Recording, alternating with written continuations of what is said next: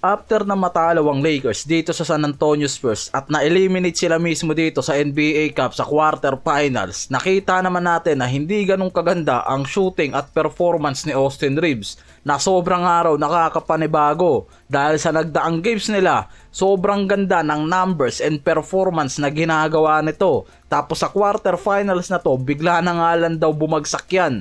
Prangkahan naman mismong sinabi ni Redick sa interview yung reaction niya sa naging sitwasyon ng laro nitong si Reeves sa laban na yan kontra Spurs. Sinabi niya dyan na mismong araw na lumitaw talaga na nagkaroon ng frustration sa game itong si Reeves. Hindi naging maganda ang offensive contribution, performance, hindi rin nagbigay ng malaking impact yan sa opensa nila. Meron niyang 40 minutes sa game pero gumawa lang yan ng 15 points, 7 rebounds, 8 assists.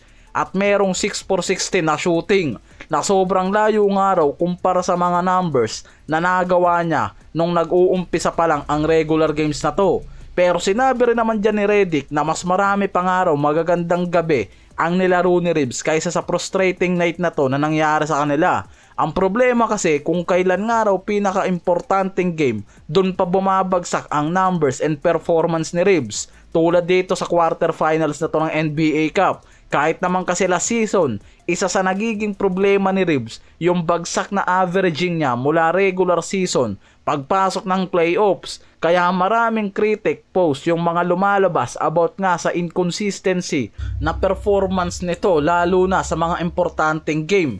Hindi ganun lumalabas yung full potential nito bilang star player. Yung iba naman sa Reddit commentary sinasabi na nawawala yung impact ni Reeves sa opensa dahil naaagawan to ni Lebron ng exposure ngayon pagdating sa pagiging secondary playmaker at scoring kasunod ni Luka. Yan ang napapansin since kasi nung bumalik si Lebron sa lineup, nilagay ulit si Reeves bilang third option na nakikita na nawawala yung impact niyan sa opensa kumpara sa opening ng regular games na siya mismo ang secondary star na sumusunod kay Luka na ginagamit netong si JJ Redick nung wala si Lebron. Kaya siya ay sumasala ng opensa nila kapag wala nga raw Luka. Kaya parang naninibago nga raw talaga itong si Reeves at hindi gaano nagiging effective yan bilang third option nila ngayon.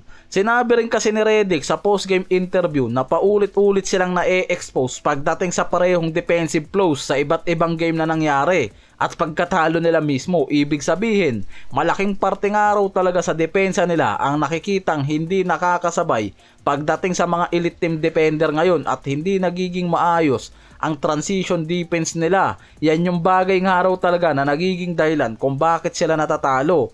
Ang Lakers kasi ngayon may defensive ratings na 116.7 na isa nga raw talaga sa pinakamahina ngayong season. Nasa ranking sila na bumababa sa 21 teams o mas mababa pa kumpara sa 30 teams ngayon.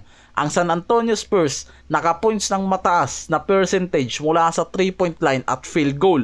Isa sa mga indication nga raw na hindi nagawang pigilan ng Lakers ang pag-atake ng Spurs mula sa threes at mid-range. Ang perimeter defense ng Lakers ang isang araw sa pinaka-tinarget ng Spurs kaya maraming open shot ang nagawa nila at lumaki ang point differential sa dulo. Walang stopper ang Lakers katulad ni Jared Vanderbilt o Marcus Smart pagdating sa mga elite guard. Kaya nasasabi mismo ni Redick na malinaw at diretso sa punto ang depensa ng araw talaga nila ang pangunahing dahilan kung bakit sila natalo at na-expose ang game nila. Pagdating dito sa San Antonio Spurs, mahina yung perimeter defense, maraming open shot at nagbibigay sila na nagiging dahilan kung bakit nakakakuha ng mataas na puntos ang Spurs mula sa 3-point hanggang sa field goal. Hindi nila napipigilan ang ball containment at transition defense na nagagawa ng San Antonio Spurs. Madaling puntos, mabilis ang rotation. Hindi sapat yung turnovers na na-force ng defense nila. Hindi nakakakuha ng sapat na steals o defensive stops para magbago lang yung momentum sa game. Kaya kahit may malakas na scoring at mataas na averaging points ang nagagawa ng mga core nila mula kay Luka, Reeves, Lebron, kung mahina nga raw ang depensa, mas nagkakaroon sila ng problema kahit maganda ang run nila.